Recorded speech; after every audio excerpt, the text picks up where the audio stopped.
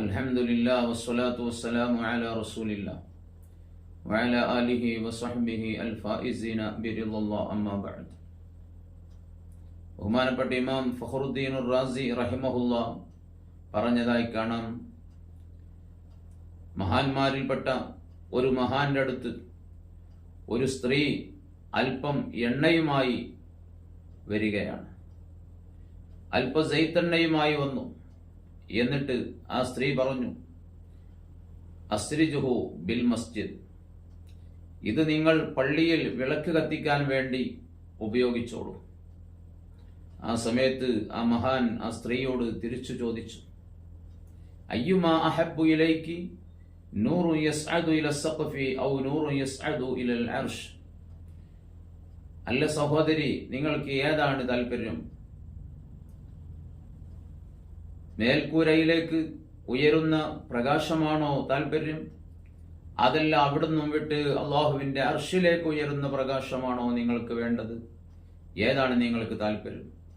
ആ സ്ത്രീ പറഞ്ഞു, നൂറു യസ്അദു ഇലൽ അർശ്, അള്ളാഹുവിന്റെ അർശോളം ഉയരുന്ന പ്രകാശമാണ് എനിക്ക് താല്പര്യം, വലുതാണ് എനിക്ക് താല്പര്യം. അപ്പോൾ അദ്ദേഹം പറഞ്ഞു, എങ്കിൽ ഇദാ സുബ്ബത്ത് ഫിൽ ഖിൻദീലി സഇദ നൂറുഹു ഇല സഖഫി വഇദാ സുബ്ബ ഫീ തുആമി ഫഖീരിൻ ജായിഇൻ സഇദ നൂറു ഇലൽ അർശ്. നിങ്ങൾ തന്ന ഈ സൈത്ത് ഇതുകൊണ്ട് വിളക്ക് കത്തിക്കുകയാണെങ്കിൽ ആ വിളക്ക് കത്തിച്ചതിന്റെ പ്രകാശം ഈ പള്ളിയുടെ മേൽക്കൂര വരെ എത്തും.